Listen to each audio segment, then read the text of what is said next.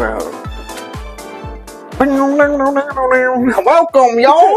Yeehaw! This is Another the Cowboy episode of Carter edition of Drinks and Drama. But we got the good. Oh wait, hold on. We got the drama, and I got my champagne for this one. His champagne. Listen, Because the Real Housewives of Potomac love their champagne. Listen.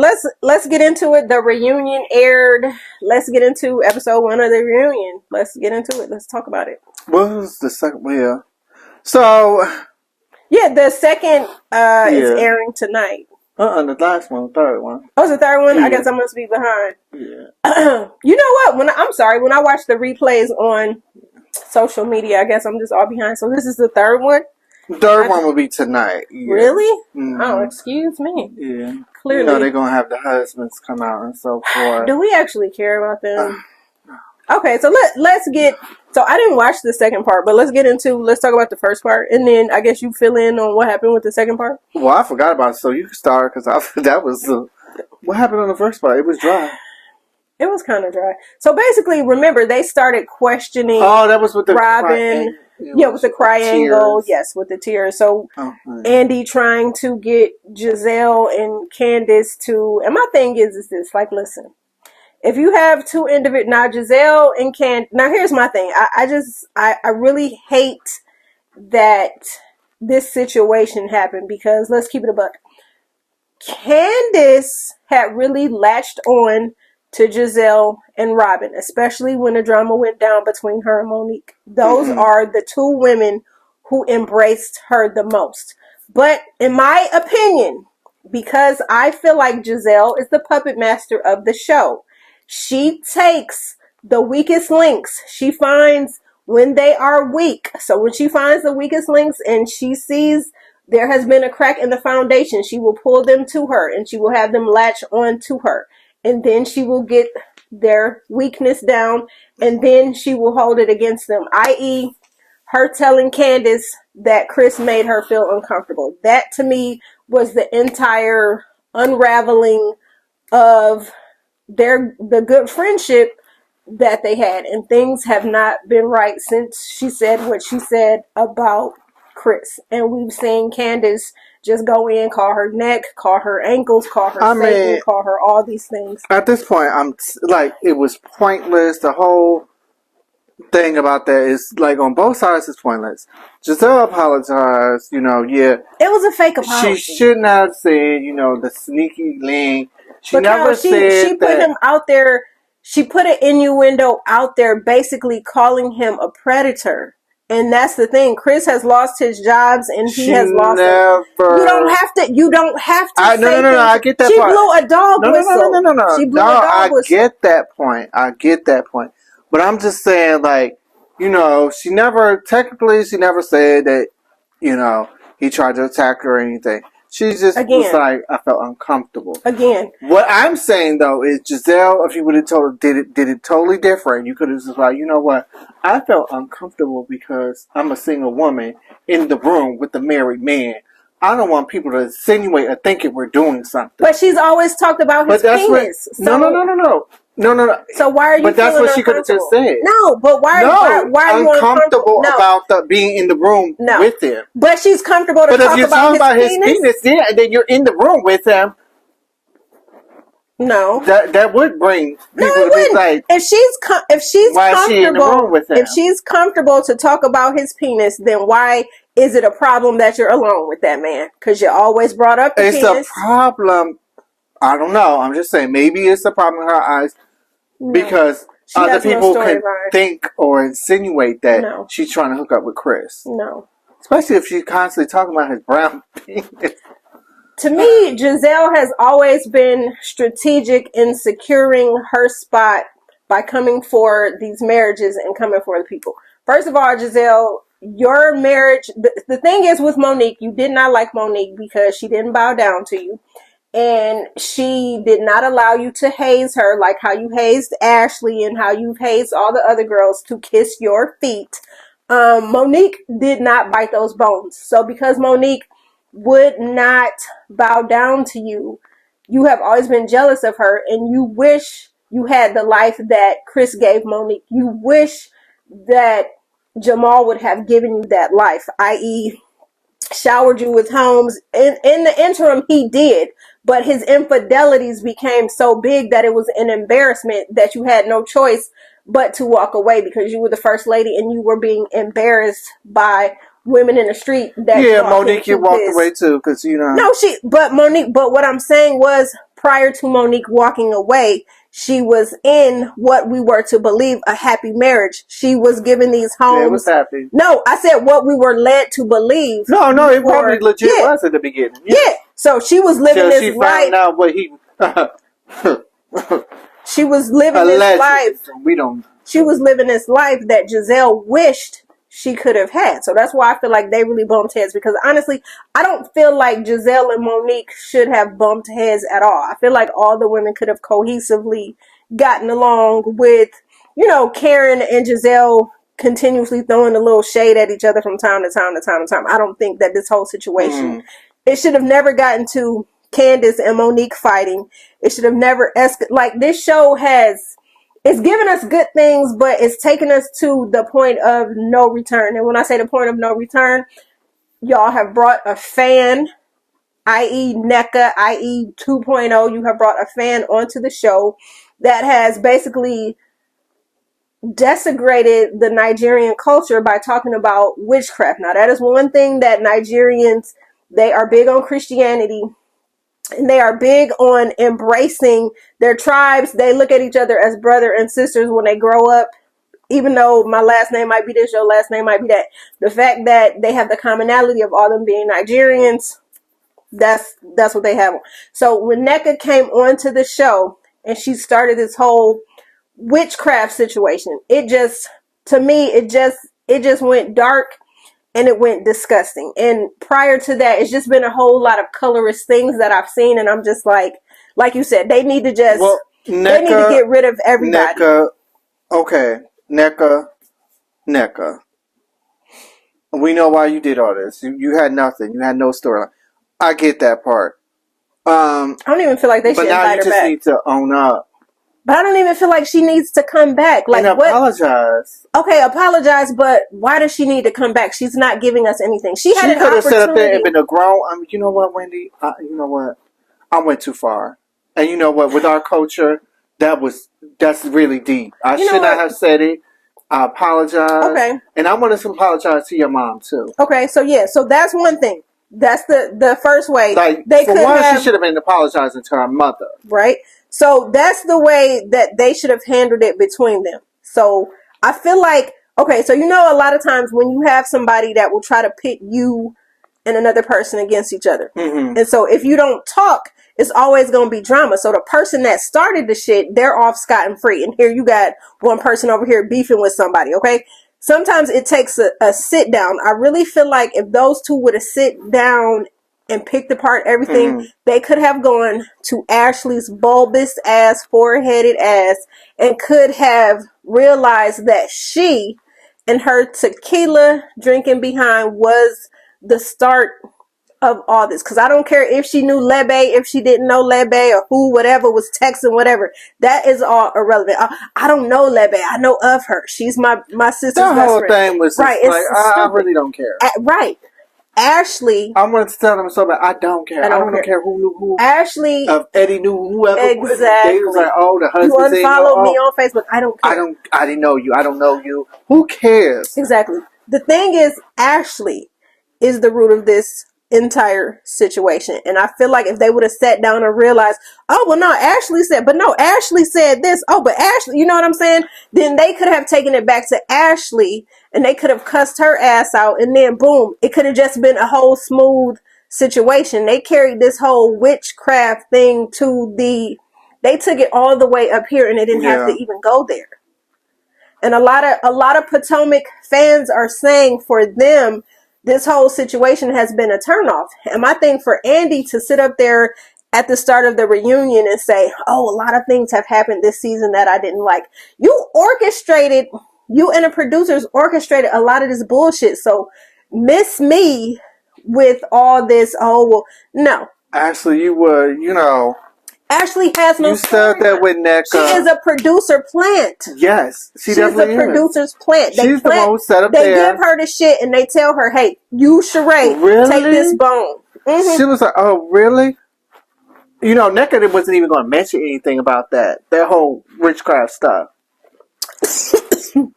Right, it was just her wanting to be down and wanting to be a part of the clique. So, yeah. That Ashley, she just started. She was like, oh, yeah, somebody, was her friend or something. They said, yeah, I heard that they are into, you know. And then, you know, that's how that whole stuff, NECA was like, oh, well, yeah, you know. Talking about she was like, no, she just said, my family, she just basically was like, yeah, I don't know, but she was like, yeah, I don't partake in that or whatever. Right. And then, you know, she said, you know, she got in that argument with Wendy, and that's when she was like, that's why your mama in witchcraft. I'm like, girl. Yeah, submitted my name to a shrine and all that stuff like that. And anytime we have seen Wendy's mom, besides her bleaching her skin, her mother, which why would you do that? Because your skin was already beautiful. But we've seen Wendy's mom just continuously always talking about God, always talking about this and talking about that, da-da-da-da-da-da-da-da. So this whole situation has just become dark, and it's just become... But let's get into your girl, Mia, though. I feel like Mia is doing a lot for a storyline. First of all, the last season, so now they dropped the bombshell, like, they don't know if the producer is the daddy or Ink. First of all, that little boy looks like his grandfather. First of all, he looked like his granddaddy. This is how you did, you know, Jesus Father. We already know that, because if we go back to the other previous season, she said that they went to was it IVF or vitro or something? So what you trying to say then? You use ink sperm? Because that would be the only reason. That would be the only way. So it's like y'all using this for a storyline. It's like it's getting. To me, I'm gonna tell you this. Mia to me is the most trifling, just rude, despicable disgrace of a woman. Like, first of all, set up there FaceTime, and they're getting ready for the segment, the reunion. She's up there FaceTime the producer. Oh yeah, Z-Way, hey, and he's like, oh hey, how you? Yeah, hey. Yeah, Gordon Ink said, hey. Oh, hey, Ink. No, you and you. He was like, oh, that's both you. Of y'all. And then he was like, his suit was. He was like, your suit is sharp or whatever. I see you in the black, and like they are best of friends. Now, one of the stipulations that Gordon told her while he was battling prostate cancer, he told her, if you are going to step out, be discreet. Yeah. She was not discreet. He said, be discreet.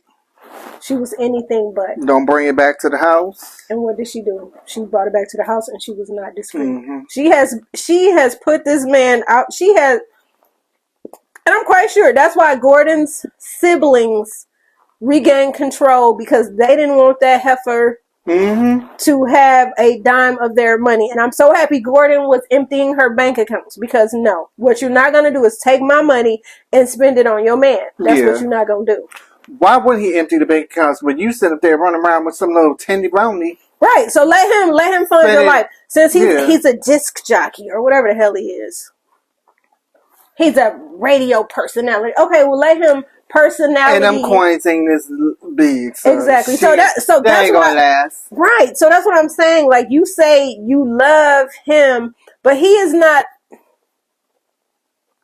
He ain't got it like that.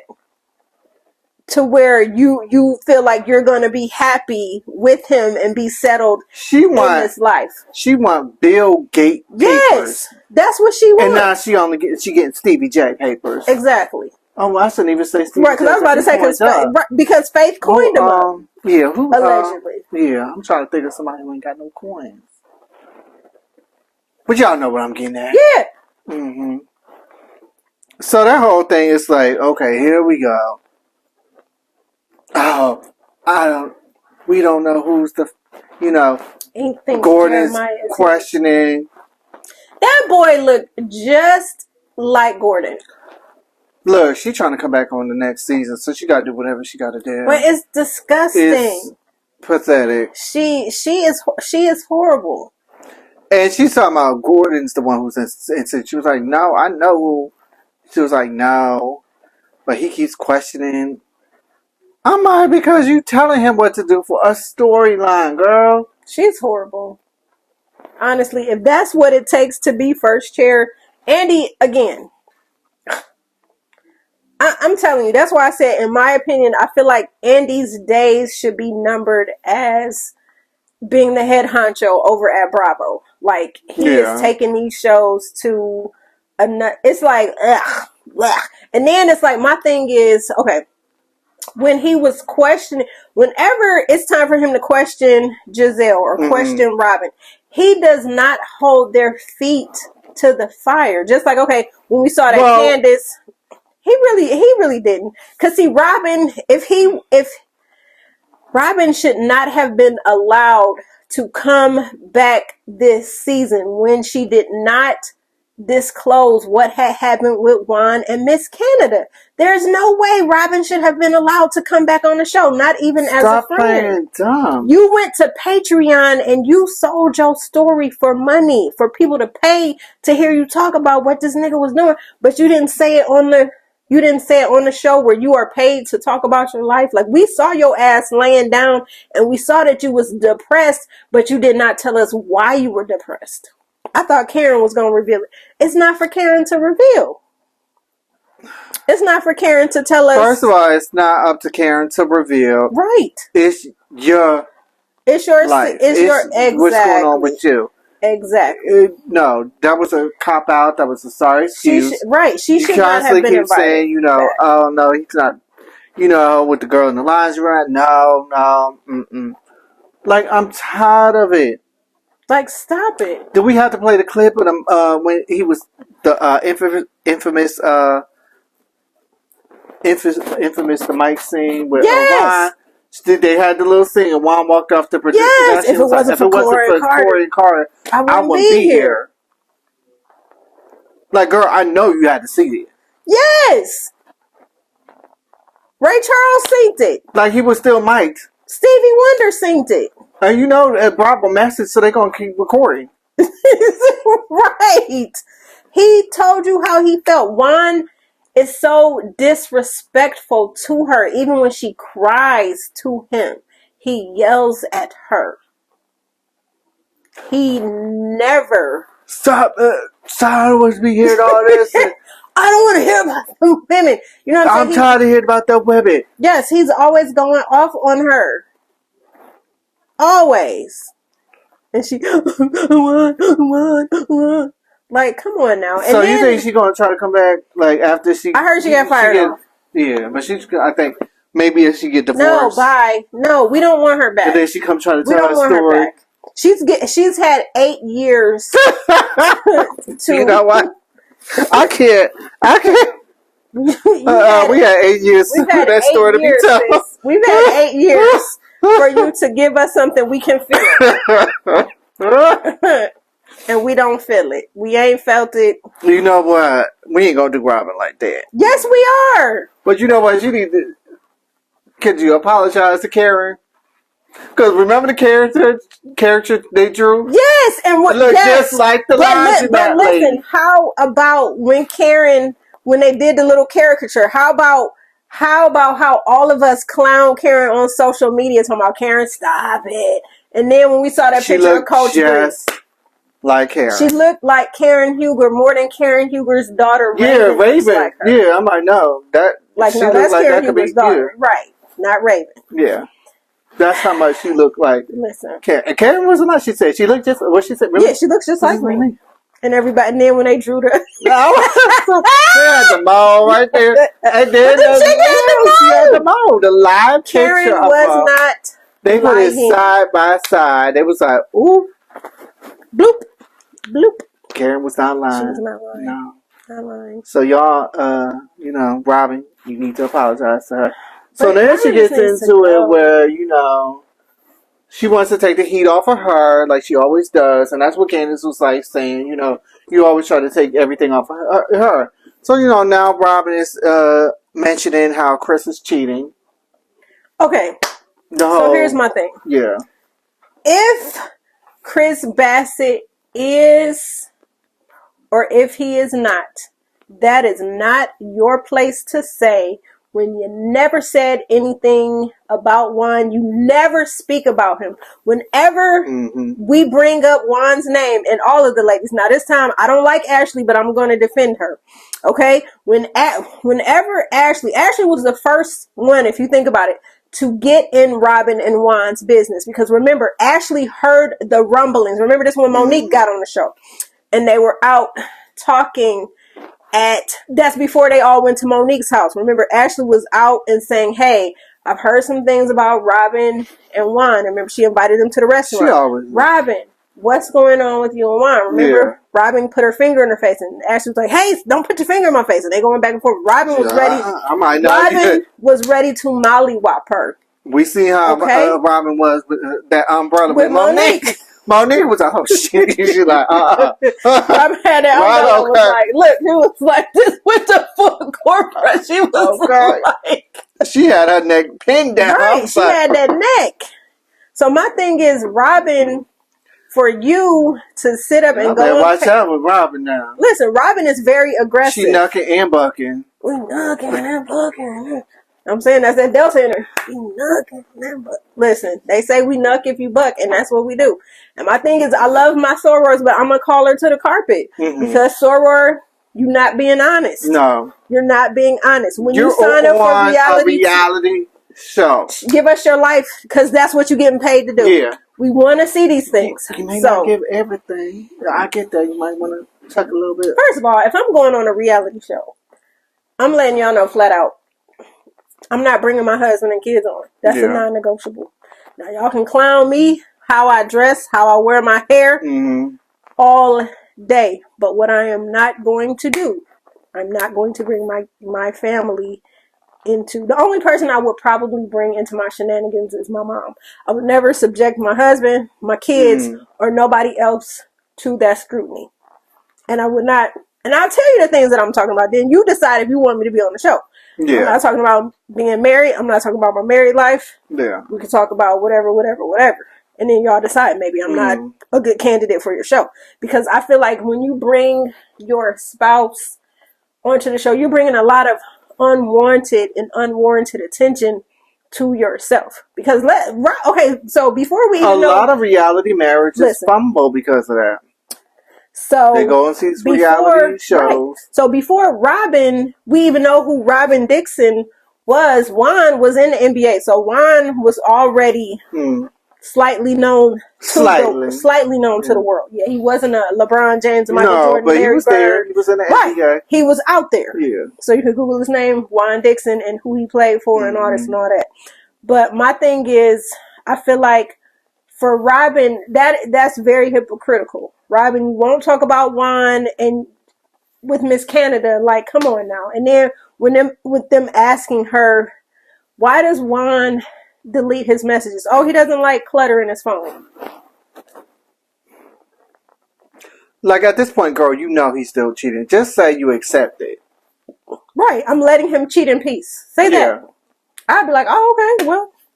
And then shout out to Wendy because she made a valid point. Juan left you out here looking always leaving her. Always. To catch the fire. And he's the one who started the fire. Yes. It's Juan. He did the Angela Bassett. He lit the clothes on fire and walked away. Yes. Oh, he's not coming. He declined to come.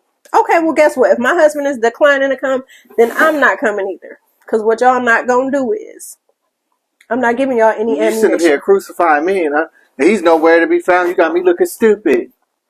No, it's clutter. He doesn't like clutterness, so he deletes every message. No. Yeah. No, I don't have his password. He doesn't have password to my phone either. Okay. We don't care about that. We worried about why the messages getting deleted. Right, like why are the messages getting deleted? What you hiding? Well, we know what you're hiding, but Like, what is they talking about? Like, is he doing more You meetups? know, Is he doing more alleged meetups in Georgetown? Is he going to get his nails done with the coaches allegedly? Is he doing laundry? Like, what is he doing? Is he meeting women who? does he have 25 reasons? Like Nivea said, she got 25 reasons why she really ain't in love with you. Why he really ain't in love with you, Robyn. 25 reasons why he really ain't. And why he at the laundromat. Listen, I'm just saying. Another Nivea laundromat. Right, I'm just saying. Like, for real, let's just keep it a buck. Right? Yeah, that laundromat, yo, that song was talking about cheating. Yeah, that's Juan's song. He probably got that on rotation. Listen, like, I'm going to laundromat. But I'm just saying, like, that, for me, is what annoys me about Robyn. So, you worried about Candace, you get behind the Patreon walls with Gizelle, and then y'all talking about her marriage when you crucified Gizelle, Sharice, and Ashley, who slightly tried to hold your feet to the fire, asking you about Juan. And you was trying to give them hell. I'm tired of hearing, Juan, this Juan. Like, girl, you're doing all these dramatics. Whatever. We don't need all that. You still didn't answer the question. Answer the question. Answer my question. But I'm sick of them. I'm sick of her. I'm sick of it. But yeah, Wendy did have a valid question. Like, really why is your man not here to take on the fire? Y'all supposed to, y'all are married. Unite. Come to the front. United. You know, united we stand, united we fall. Divided we fall. Or divided, whatever. No, but no. United they fall. Because y'all still need to be, y'all gonna fall. Because y'all foolish. Just come in there and take the heat. That's what they want. Juan was like, Juan said, I'm gonna let your ass sit on TV and look stupid while they ask questions about me and you can't answer. I'm gonna let you answer the dumb way that you've been doing, and I'm gonna be texting my girls while you're on. Let me cheat in peace, Robyn. That's pretty much. Was with them while the segment was there. Allegedly, we don't know.